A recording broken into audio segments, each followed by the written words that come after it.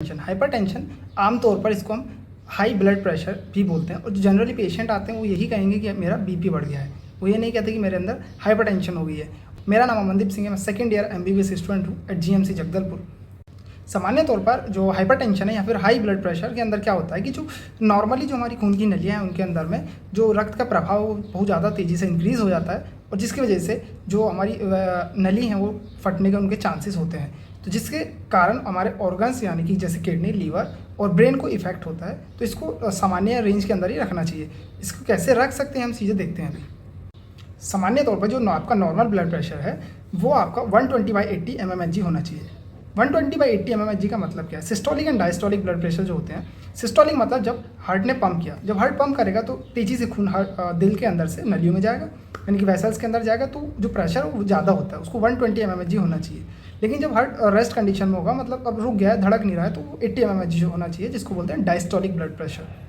अब इसको दोनों को देखा जाए, यदि ब्लड प्रेशर 140/90 mmHg हो जाता है तो उसको हाई ब्लड प्रेशर बोलते हैं। अच्छा, हम बात करें कि हाइपरटेंशन या हाई ब्लड प्रेशर होता कैसे। जैसे कि जो खून की नलियाँ हैं वही पतली हो जाए, पहले जो उनका नॉर्मल जो साइज़ है उससे कम हो जाए तो तेज़ी से खून बहेगा उनके अंदर। मान लो एक पाइप है, उसको यदि हम पतला करते तो तेज़ी से प्रेशर से पानी आएगा ना, तो वैसे ही अपनी खून की नलियों में होगा।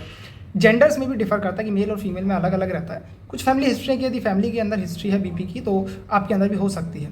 जो लोग ज़्यादा स्ट्रेस लेते हैं, एंजाइटी, उनका भी ब्लड प्रेशर रेज रहता है। जिनकी लाइफस्टाइल थोड़ा अच्छा नहीं होता, एक्सरसाइज वगैरह नहीं करते, उनके अंदर भी हो सकता है। और जो अल्कोहल, स्मोकिंग जो करते हैं उनके अंदर देखा जाता है। और मेन फैक्टर इसका एज, बढ़ती एज के साथ साथ में बीपी की समस्या आपको आनी चालू होगी, क्योंकि जो आर्टरीज़ की मस्कुलरिटी है, मतलब कि जो नलियाँ हैं उनकी जो नॉर्मल काम करने की क्षमता है वो कम हो जाती है।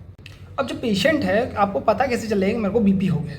बीपी कुछ सिम्टम्स हैं, लेकिन कभी कभी एसिम्टोमेटिक होता है, मतलब कि जो उसके लक्षण वो नहीं आते, इसलिए इसको साइलेंट किलर डिजीज़ भी बोलते हैं। मतलब कि सिम्टम नहीं आने के बाद भी आपकी बॉडी को इफेक्ट करता है। लेकिन जो मेन है, इसका हेडेक हो सकता है, नींद आपको ढंग से नहीं आएगी, जो डिजीनेस मतलब आपको अच्छा नहीं लगेगा, आपकी भी विज़न है उसमें देखने में थोड़ा दिक्कत होगी, और जो आपका जो हार्ट है वो कि नॉर्मल पैटर्न में जो धड़क रहा है वो नहीं धड़केगा।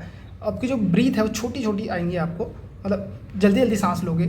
चेस्ट पेन हो सकता है, मतलब छाती के अंदर दर्द हो सकता है, और जो कन्फ्यूज़न रहेगी, थकावट लगेगी आपको। तो ये सब मेन सिम्टम्स। अलग चीज़ें हैं, जैसे कि आप इसको सही कैसे कर सकते हैं। ब्लड प्रेशर एक नॉर्मली माना जाता है कि ठीक नहीं होता कि चालू हो जाए तो, लेकिन ब्लड प्रेशर को अपन ठीक कर सकते हैं। लाइफ स्टाइल मॉडिफिकेशन कर सकते हैं और कुछ थेरेपीज़ ले सकते हैं। जो लाइफ स्टाइल मॉडिफिकेशन के अंदर क्या है कि जो हाई फैट रिच डाइट है उसको ना लें, और अल्कोहल, स्मोकिंग, ये सब कम कर। स्ट्रेस मैनेजमेंट को कम करें। स्ट्रेस यदि ले रहे हो, एंजाइटी है, तो उसको भी कम करें। रेगुलर एक्सरसाइज करनी चाहिए। 30 ईयर के बाद एक्सरसाइज को रेगुलरली करनी चाहिए, लेकिन 30 ईयर जैसी आपकी एज हो जाएगी तो उसके बाद में 5 डेज़ मिनिमम एक्सरसाइज करनी चाहिए वीक के अंदर में, ताकि जो आपका स्वेट ऑफ ओबेसिटी ना हो, वरना वो खून की जो नलियाँ हैं वो पतली हो जाती है।